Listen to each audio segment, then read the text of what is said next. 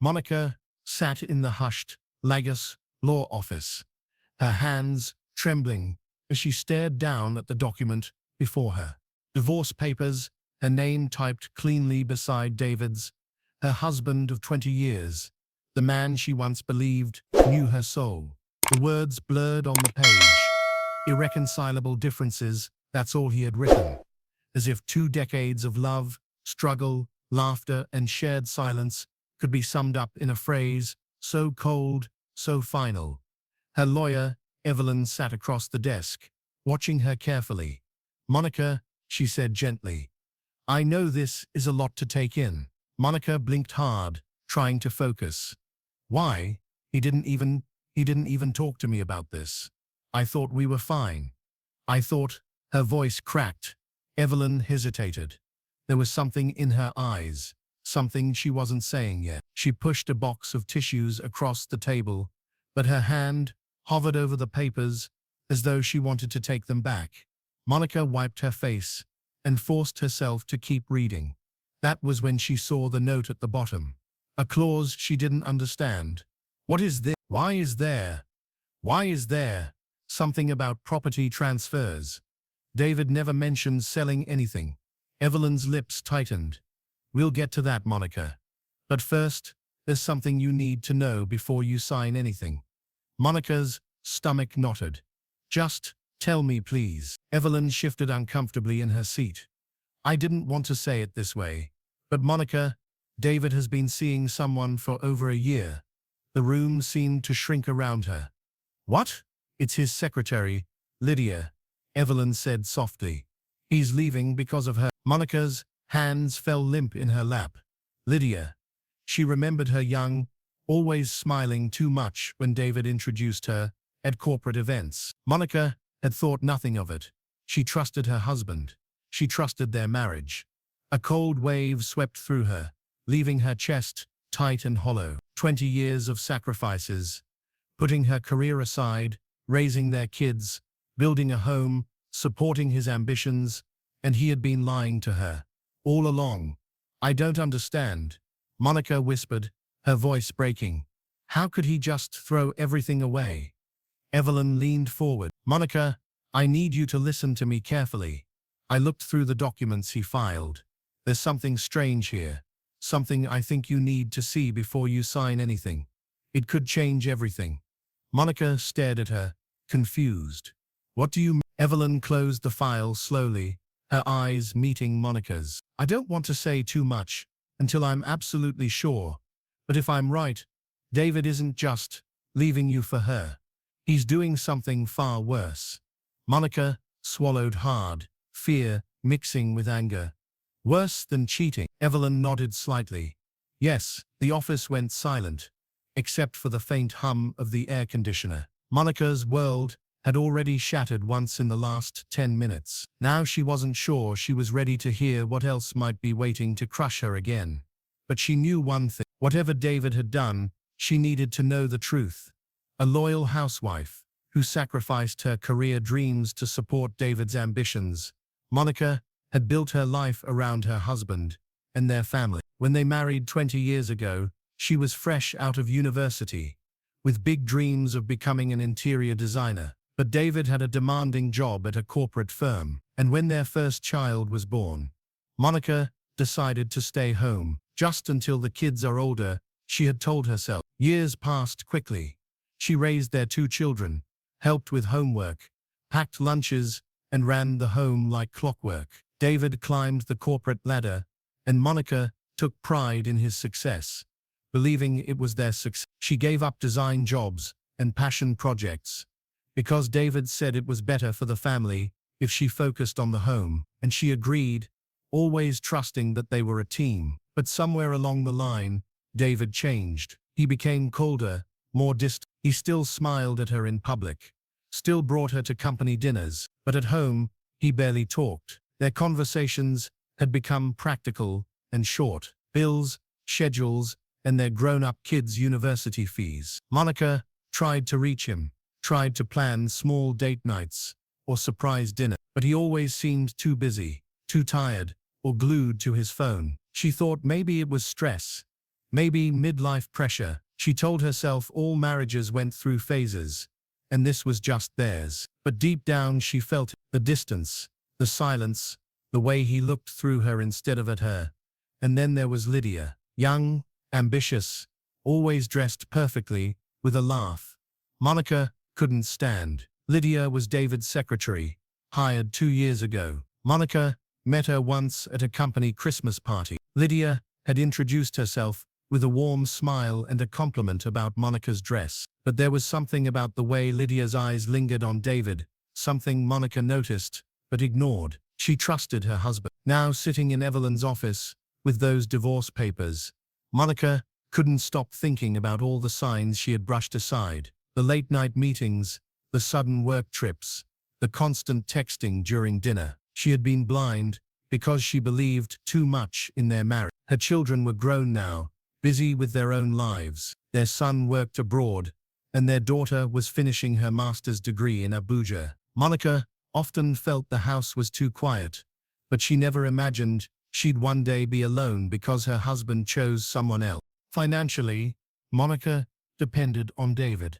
She hadn't worked in nearly 2 decades, and though they lived in a beautiful home and enjoyed a comfortable lifestyle, almost everything was in David's name.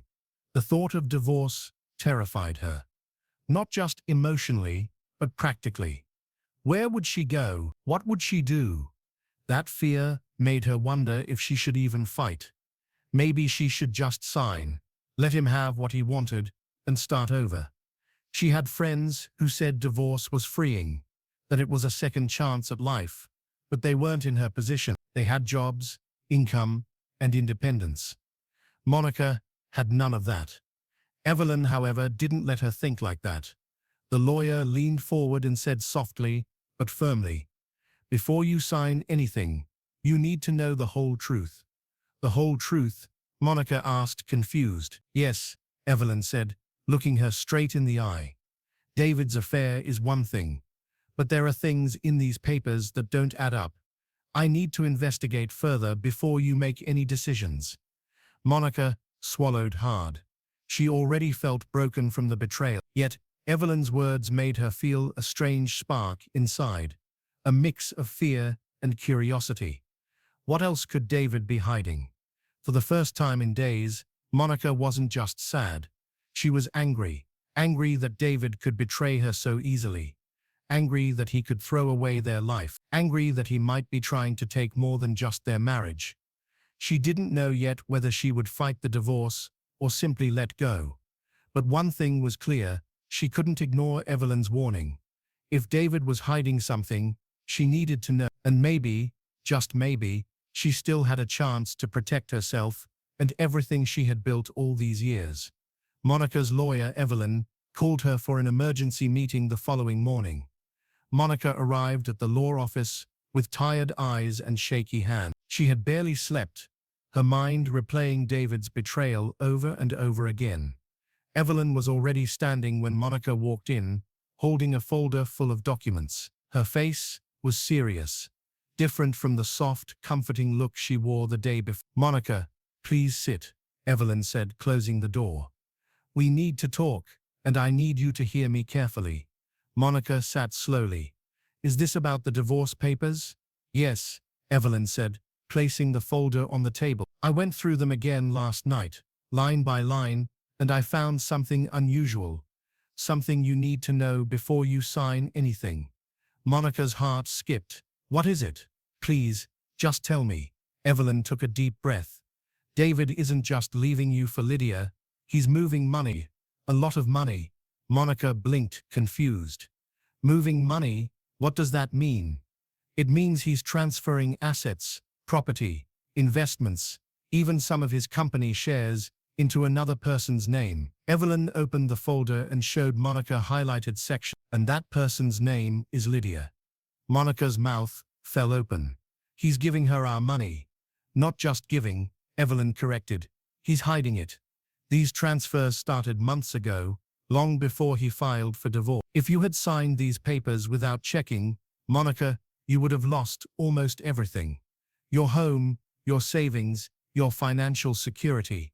Monica felt her hands clench into fists. It was bad enough that David had betrayed her heart, but now he was trying to steal their life's work too. The house she had poured her love into, the savings they had planned for retirement, everything.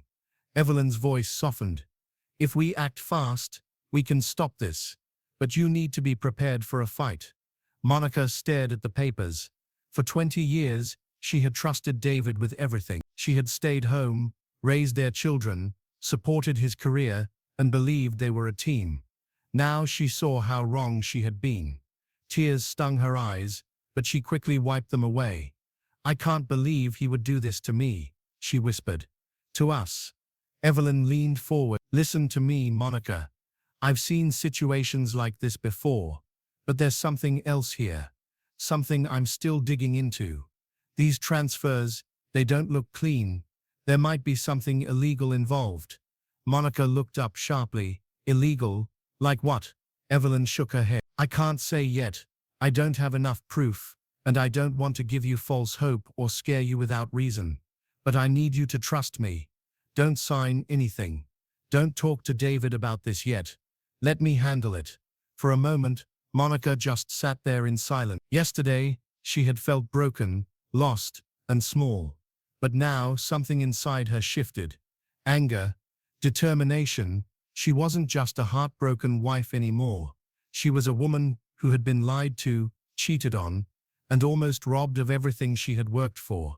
What do I need to do? Monica asked, her voice firm. Evelyn smiled slightly. First, we put a hold on all asset transfers. Then we prepare to challenge the divorce terms in court. She paused. And Monica, you need to be ready for this to get messy. David and Lydia won't back down easily. Monica nodded. I'm ready. I'm not going to let him take everything from me. Not anymore. Evelyn gave her a reassuring look. Good, because I think when the time is right, you're going to see just how wrong David has been about everything. So Monica took a deep breath as she stood to leave. For the first time since she'd walked into that office with divorce papers, she didn't feel weak. She felt strong, almost unshakable.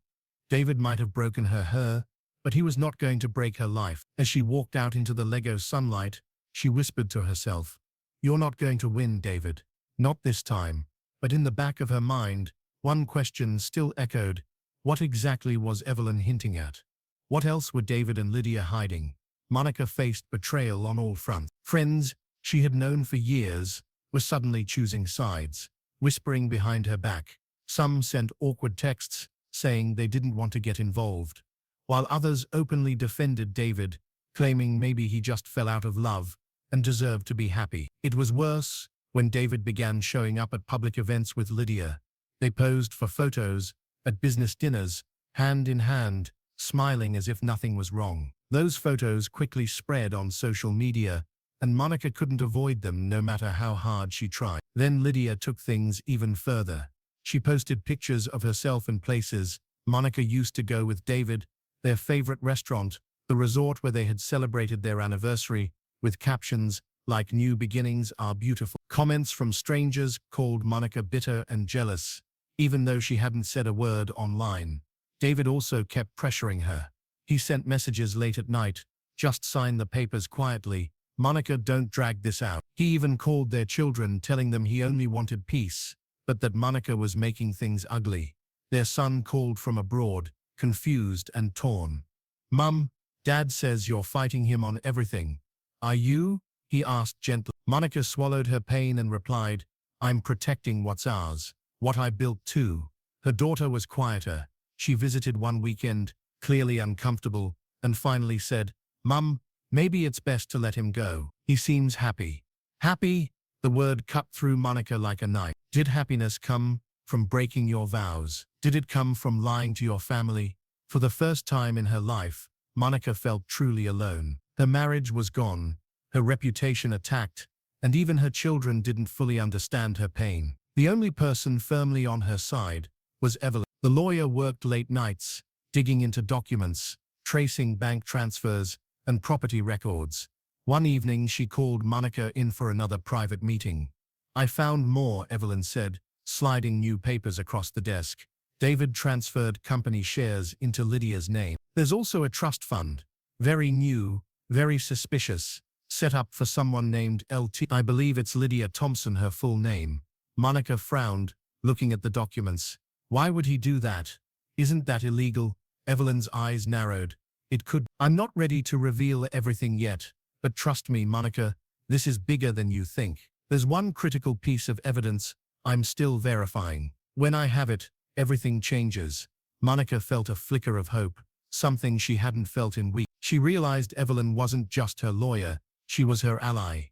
Still, life outside Evelyn's office remained brutal. At the supermarket, people she knew avoided eye contact. A neighbor who had once been friendly now greeted her with a cold smile, clearly siding with Dave. Monica started feeling ashamed, as though she had done something wrong. She avoided social media, ignored calls from curious relatives, and spent evenings sitting in the quiet house, staring at the walls she had once decorated with so much love. But slowly something inside her began to change. She was tired of feeling like a victim. She remembered Evelyn's words, "You need to be ready for a fight." So she started taking care of herself again. She joined a small support group for women going through divorce, learned basic financial management, and even took out her old sketchpad, drawing designs for the first time in years. It was small, but it felt like taking back pieces of herself David had taken for granted. Then came the family event, a birthday dinner for their daughter. Monica knew David and Lydia would be there, but she went anyway, holding her head high. When she walked in, David was already at the table, Lydia by his side in a sleek red dress. People stared, whispering, but Monica ignored them and greeted her daughter warmly. Dinner was tense, full of small talk and fake smiles. Finally, Monica couldn't hold it in any longer. She looked directly at David, her voice steady but full of emotion. "How could you throw away 20 years for her?" she asked, her eyes locking on his. The room went silent. Everyone stopped eating. Lydia shifted uncomfortably, but David didn't flinch. He leaned back, his face cold, and said, "You were just holding me back." The words hit Monica like a physical blow, but this time she didn't break down. She stared at him, her jaw tightening. For the first time, she saw clearly, the man she had loved for so long was gone, replaced by someone selfish and cruel. She stood slowly, placing her napkin on the table. "You'll regret that," she said quietly, then turned and walked out, her heart pounding but her back straight. Outside, she took a deep breath. She didn't have all the answers yet, but one thing was certain. She was done being silent. And when Evelyn revealed whatever she was holding back, David would finally see just how wrong he had been. The divorce trial began. David walked into the courtroom wearing an expensive suit, confident and arrogant, as if he had already won. Lydia sat next to him, holding his arm, her expression smug, like she owned the world. Monica sat on the other side with Evelyn. She was dressed simply, looking calm on the outside, but inside her hands were shaking. Her heart beat fast as she looked at the man she once loved, now a stranger. The judge entered, and everyone stood. The case began. David's lawyer spoke first, painting David as a loving man who simply fell out of love and wanted to move on peacefully. He claimed Monica was bitter and trying to block his happiness. Lydia smiled, as though she was already celebrating. Monica took a deep breath and whispered to Evelyn, "I'm scared." Evelyn patted her hand. "Trust me, Monica. Just wait."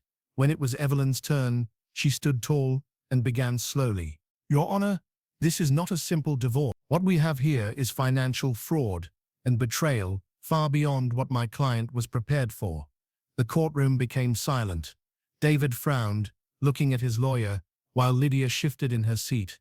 Evelyn pulled out a thick folder and a USB drive. "We have evidence of multiple financial transfers made by Mr. David Thompson to Miss Lydia Thompson." She looked at Lydia. "These transfers were made with the intention of hiding marital assets from my client. However, there is more, something Mr. Thompson himself is not aware of." David's eyes narrowed. "What are you talking about?" he demanded. Evelyn continued calmly. "In our investigation, we discovered that Miss Lydia Thompson was also making transfers, not back to Mr. Thompson, but into her own offshore accounts. She has been siphoning money from both Mr. Thompson personally and his company without his knowledge. A gasp went through the courtroom. Lydia stiffened, her face pale. David looked at her sharply. What? That's a lie. Evelyn clicked the remote, and on the screen appeared bank statements, emails, and signed authorization. These are records of Lydia setting up fake vendor accounts under company funds, moving money for the past 8 months. What Mr. Thompson believed was him protecting assets from his wife was actually Miss Thompson stealing from him. The judge leaned forward, eyes narrowed. Miss Lydia Thompson, do you have a response? Lydia stuttered. I don't. That's not what it looks like. David's face turned red. Lydia, what is she talking about? Tell me this isn't true. But Evelyn wasn't finished. Your Honor, we also have communication between Lydia and a third party in which she planned to leave the country once the divorce settlement was finalized, taking the siphoned money with her. She was using Mr. Thompson and betraying him as much as she betrayed my client. The room exploded in whispers. David stood up, furious. You used me? He yelled at Lydia. Lydia tried to grab her purse. This is ridiculous. I need to call my lawyer. Sit down, Miss Thompson, the judge ordered. Security stepped forward as Lydia tried to leave. You are not free to go. These are serious accusations.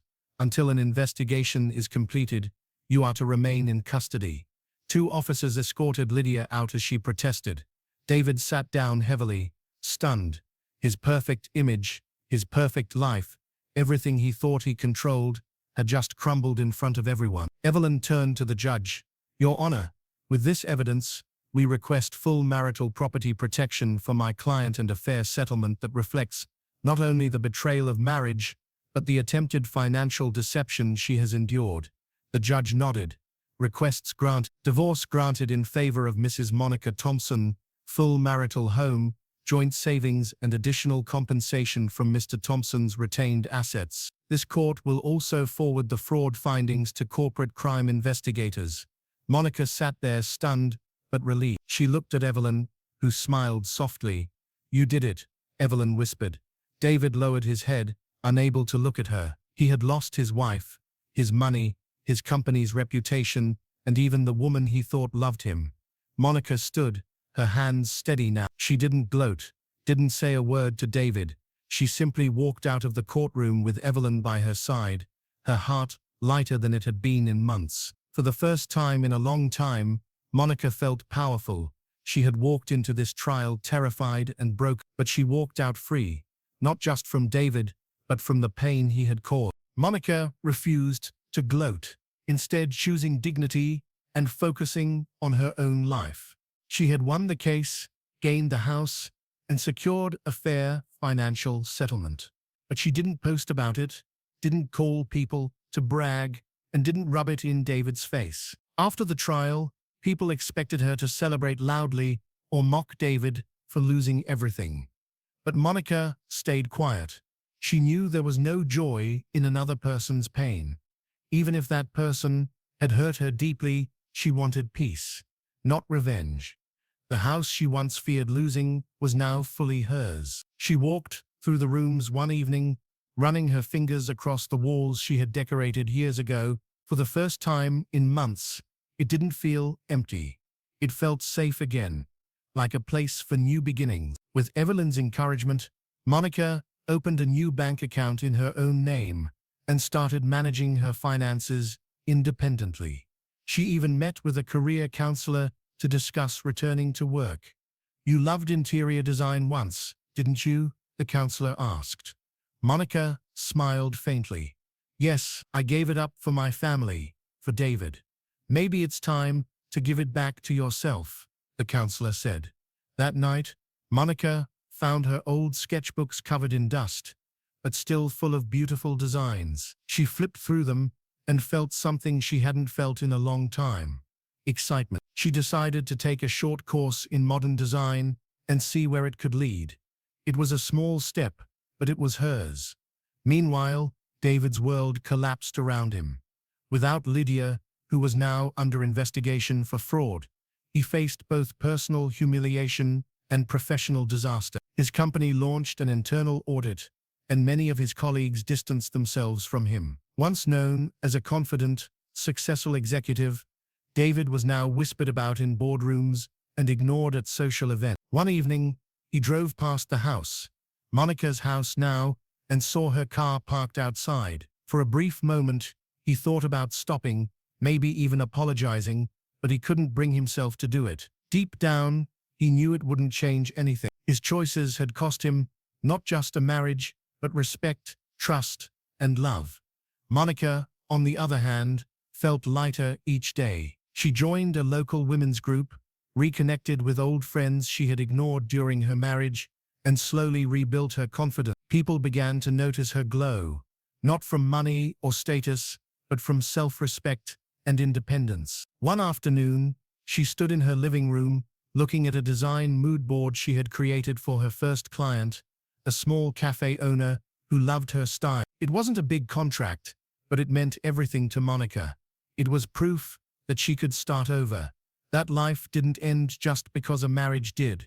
She thought about David sometimes, but without anger. He had made his choices, and she had made hers. She had chosen herself. For years, she had believed she needed him to feel secure. But now, standing in her own home, working on her own projects, and planning her own future, Monica realized something important. She was enough. Her life wasn't what she had imagined 20 years ago when she said but it was hers again. And for the first time in a long time, she smiled a real free smile as she whispered to herself, "This is just the beginning." Monica visited the beach alone, reflecting on love, betrayal, and resilience. The sun was setting, painting the sky with warm orange and pink. The waves crashed gently against the shore as Monica took off her shoes and let the sand touch her feet. She hadn't been to the beach in years.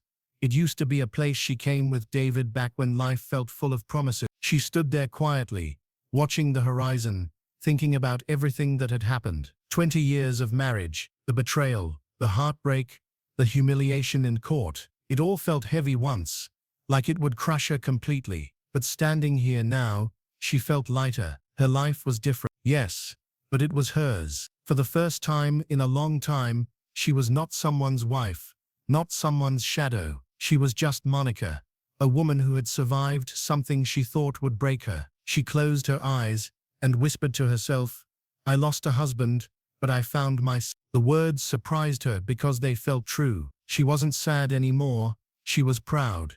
A soft breeze brushed her face, almost like the world was agreeing with her. Monica smiled, a real smile, not forced, not hiding pain, but one filled with quiet hope. She wasn't thinking about romance or about proving anyone wrong. She was thinking about her future, about her design work, about traveling someday, about laughing again without feeling guilty. "Sometimes," she murmured, eyes fixed on the endless waves, "losing someone you thought you couldn't live without turns out to be the greatest victory of all." She drew in a slow breath, raised her face to the fading sun, and began walking along the shore. With each step, the tide erased her footprints, gentle proof that the past was being carried away, and something new was waiting just beyond the horizon. And for the first time since it all began, Monica felt truly free. Ilu. Thanks for staying with me till the end. If this story moved you, leave a comment, give it a like, and don't forget to subscribe for more. Until next time.